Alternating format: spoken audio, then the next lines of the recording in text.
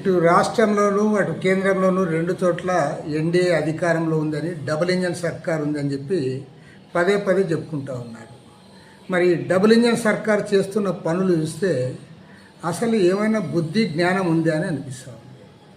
వీళ్ళు ఇవాళ వైఎస్ఆర్ కాంగ్రెస్ పార్టీ ఎంపీని మిథున్ రెడ్డిని 2 నెలల పాటు లిక్కర్ కేసులో మీరు జైల్లో పెట్టారు. రాష్ట్ర ప్రభుత్వం అతన్ని జైల్లో పెట్టింది. ఆయన బెయిల్ పొంది బయటకు వచ్చిన వెంటనే ఇవాళ ప్రధానమంత్రి నరేంద్ర మోడీ గారు ఆయన్ని యుఎన్ఓకి పంపిస్తూ ఉన్నాడు. ఐక్యరాజ్య సమితిలో మన భారతదేశం తరఫున పోయే డెలిగేషన్లో ఆయనకి వీడ్కోలు పంపుతా ఉన్నాడు. మరి ఇక్కడ మేమే అక్కడ మేమే అని చెప్పేవాళ్ళు మరి ఒక పక్కేమో మీరు జైలుకు పంపుతా ఉన్నారు. రాష్ట్ర ప్రభుత్వం లిక్కర్ మాఫియా అని చెప్పి ప్రచారం చేస్తూ ఉన్నారు.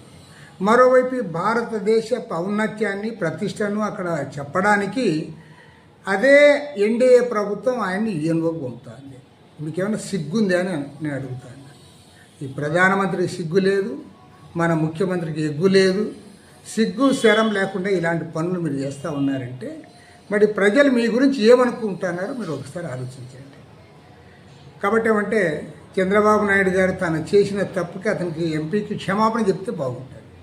ఎందుకంటే నువ్వు నిజంగా లిక్కర్ మాఫియా, లిక్కర్ డాను, లిక్కర్ కేసులో ఉన్నవాడు, వందల కోట్ల రూపాయలు దాంట్లో లంచాలు తిన్నవాడని కేసు పెడితే అతను మరి మీ ఎన్డీఏ ప్రభుత్వమే నీవు గొప్పగా చెప్పుకుంటున్నాడు. ప్రధాని నరేంద్ర మోడీ ఆయన ఇవాళ ఐక్యరాజ్య సమితికి ఎందుకు పంపుతా ఉన్నాడు?